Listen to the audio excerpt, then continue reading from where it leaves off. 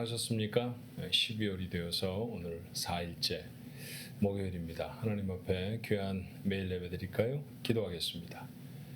은혜와 사랑이 많으신 하나님, 이해 마지막 달을 맞았습니다.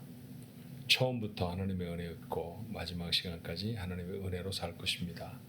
오늘도 주께서 저희들에게 말씀하신 바 듣게 하옵시고 그 말씀을 행하여내 주님이 원하시는 아름다운 삶을 살아가도록 주님 도와주옵시고, 우리가 하나님을 향해서 간절히 기도하는 바 우리의 마음의 소원들을 주께서 응답하셔서 삶이 하나님 허락하신 복으로 가득 차게 하옵소서. 한 날을 주 앞에 맡기옵고 예수님의 이름으로 간절히 기도하옵나이다. 아멘. 찬송가 484장입니다. 내 마음의 주여 소망 되소서라고 하는 제목의 찬양인데요, 함께 찬양해 보겠습니다.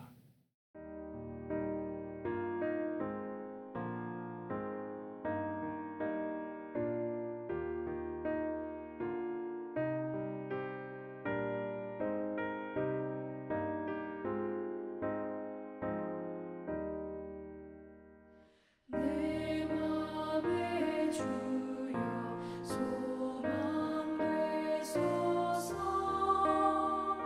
주 없이 모든 일 헛되어라. 아멘. 언제나 주님 생각, 잘 때나 깰 때 함께 하소서. 지혜의 주여 말씀으로서 언제나 내 안에 계십소서. 주는 내 아버지 나는 아들, 주 안에 내가 늘 함께하네.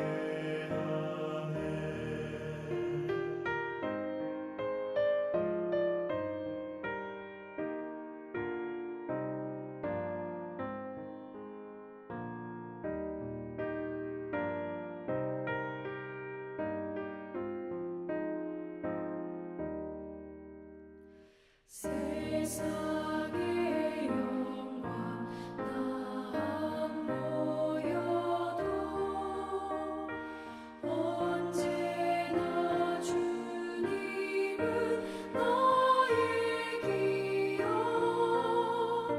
주님만 내 맘에 계시오니 영원한 주님 참 귀하셔라. 영원한 주님 내 승리의 주, 하늘의 기쁨을 주옵소서. 어떠한 고난이 닥쳐와도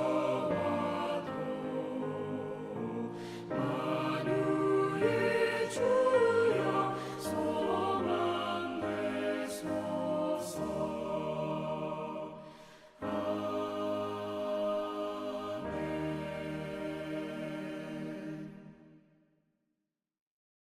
주시는 하나님의 말씀 여호수아서 13장 1절로 14절의 말씀입니다.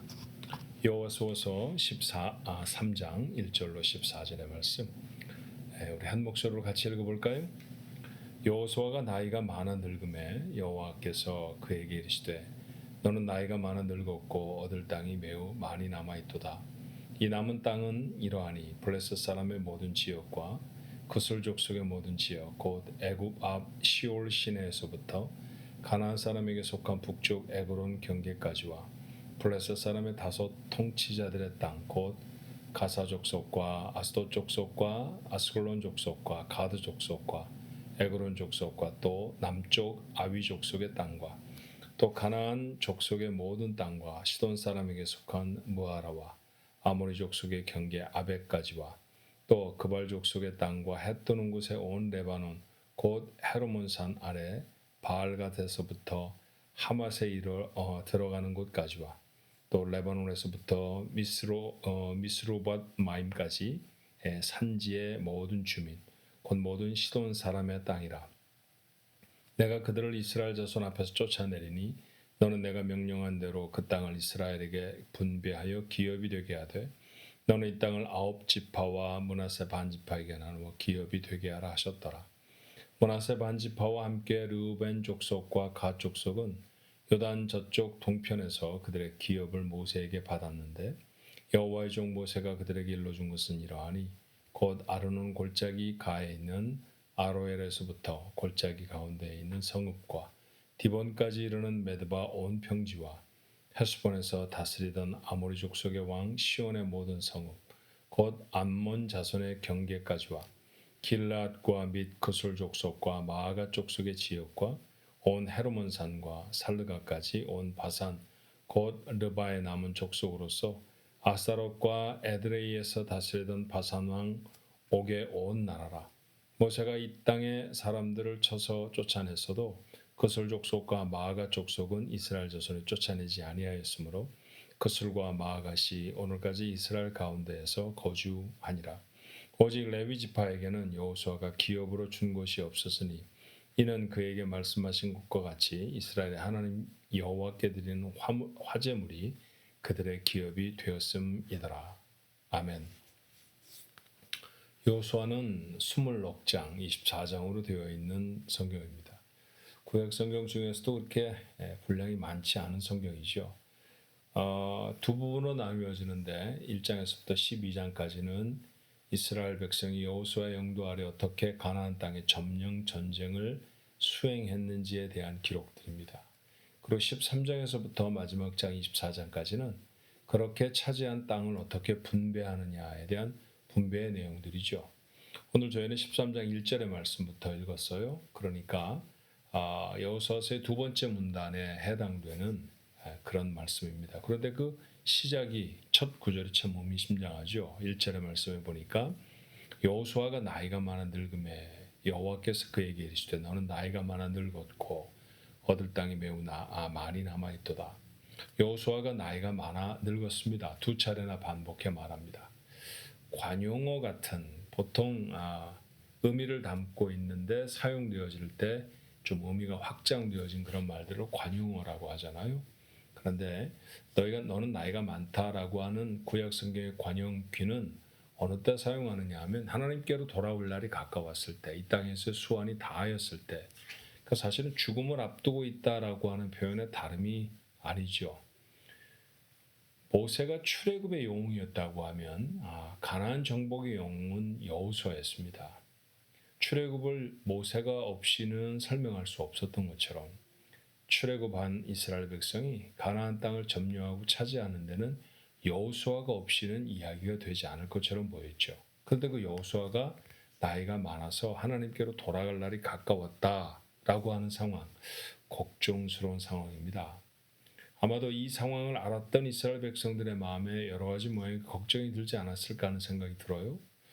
걱정스러운 상황은 또 있었습니다. 제가 쭉 읽어 드렸습니다만 여러분도 함께 따라 읽으시면 어떠셨어요? 발음이 잘 되지 않는 도시도 있었고 사람 이름들도 있었죠.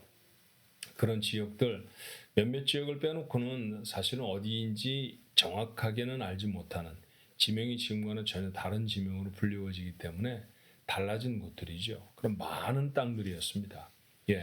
이름 하나하나는 다 알지 못하더라도 그곳이 속해 있는 지역이 어디인지 아주 정확하게 지도에서 짚어내지 못한다 할지라도 우리가 이 이야기를 읽으면서 확인한 한 가지는 뭐냐 하면 아직도 점령할 땅이 이렇게 많다 이런 얘기입니다. 전투를 수행했던 대장 여호수아는 늙었고요. 전투를 해야 할 상황은 아직도 많이 남아있다. 얼마나 부담스러운 상황일까요? 어려운 상황이죠. 그런데 우리는 여기에 언급되어 있는 이 모든 땅들을 이스라엘이 다 점령했다는 사실을 압니다. 그리고 12지파에게 고루고루 다 나누어 주었죠. 자, 상황은 참 어려운 상황인데 그 상황이 언급되는 하나님의 과업은 모두 다 감당이 되어졌다. 이 말씀을 읽었다고 하면 이 말씀이 우리에게 주는 메시지는 분명하죠. 하나님은 약속하신 것을 반드시 이루신다라는 것입니다. 하나님이 우리에게 약속하신 것은 그것이 어떤 것이든지 반드시 이루어진다라고 하는 것이죠. 우리는 세상을 살면서 불확실한 시간을 살아갑니다. 매일매일 사실 아침에 눈을 뜨면 그날 하루에 뭐 이런저런 일을 해야 되겠다 계획을 세우지만 계획대로 다 되는 날들이 거의 없죠. 그러니까 불확실한 일들, 우리가 예상하지 못했던 일들이 생겨지기도 했고 예상했던 일들이 또 되어지지 않았기도 했다라고 하는 표현일 것입니다. 뿐만 아니라 그 하루하루가 더해져서 일주일이 되고 한 달이 되고 1년이 된다고 하면 그 시간들을 가늠하는 것은 정말 어려워져 있어요. 세상이 복잡하고 우리가 안고 맞닥뜨려 나가야 하는 상황이 다변해지면 다변화 되어질수록 이런 불확실성은 더 깊어만 갑니다. 살펴보는 상황이 좀 어려울 수도 있죠. 여호수아와 같이 나이가 많아졌을 수도 있고요.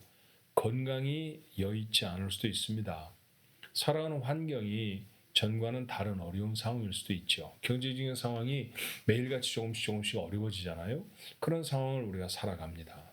그러나 그럼에도 불구하고 우리가 그 가운데를 살아갈 수 있으려고 하면 이런 불안한 요소들이 마음을 점령해 버리면요, 불안해지고 평정심을 잃게 되는데 그러지 않고 평정심을 가지고 여전히 평안한 삶을 살아가려고 하면 해야 할 일이 하나 있는 것 같아요. 그건 뭘까요? 오늘 본문이 주고 있는 교훈입니다. 하나님이 나와 맺으신 언약이 무엇인지를 기억해내는 거예요. 이스라엘 백성은 참 유능했던 지휘자, 지도자를 지금 잃어버릴 만한 그런 상황에 처해 있죠.